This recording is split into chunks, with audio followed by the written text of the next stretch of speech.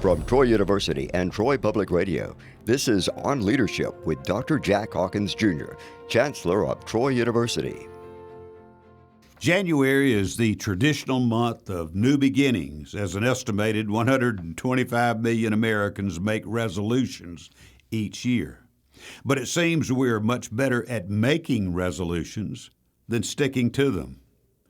An Ohio State University study shows that only an estimated 9% of Americans who make resolutions actually complete them.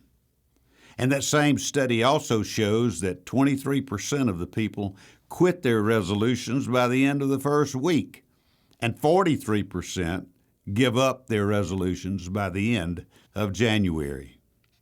One of my favorite sayings is, persistence is the mortal enemy of defeat.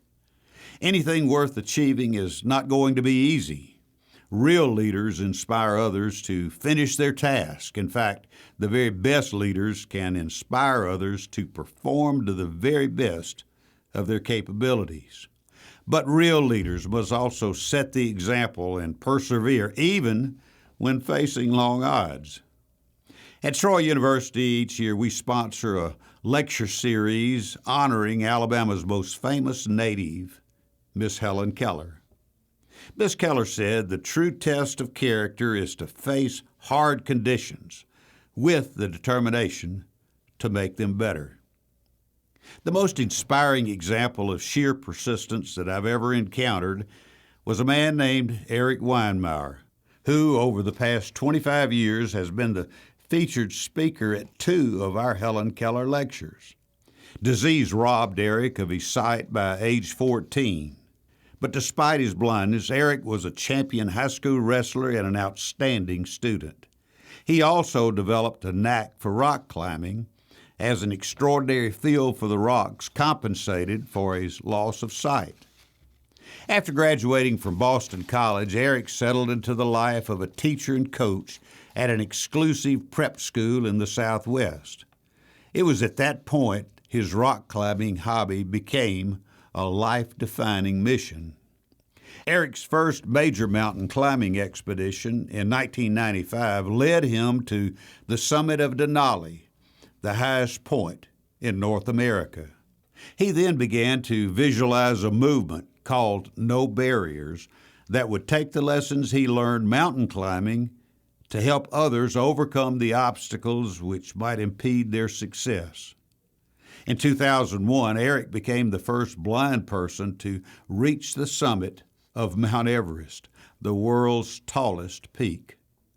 7 years later, he reached the top of the Carstens Pyramid in New Guinea, and in so doing, Eric became one of only 150 climbers to ever climb to the top of the world's tallest summit on all 7 continents. Eric Weinmeier's remarkable story is an inspiration to all of us, but it's important to remember that we don't have to climb Mount Everest to practice persistence. And great leaders should know how to foster persistence in those they lead. Let me give you 5 tips that I think are important to help your team become more persistent. 1, help your team define its goals. 2, break the goals down into manageable tasks, remembering by the inch, it's truly a cinch. 3, build a team in which all teammates encourage and support each other. The great Helen Keller said, "Alone I can do so little, but together we can do so much." 4, celebrate the little victories along the way. And 5, don't be afraid to restart the process if needed. Failure doesn't have to be final. Finally, remember the words of Thomas Edison, who told us that many of life's failures are people who didn't realize how close they were to succeeding when they actually gave up the task. Remember, great leaders never, ever give up. You've been listening to On Leadership with Dr. Jack Hawkins Jr., Chancellor of Troy University. On Leadership is available wherever you get your podcast.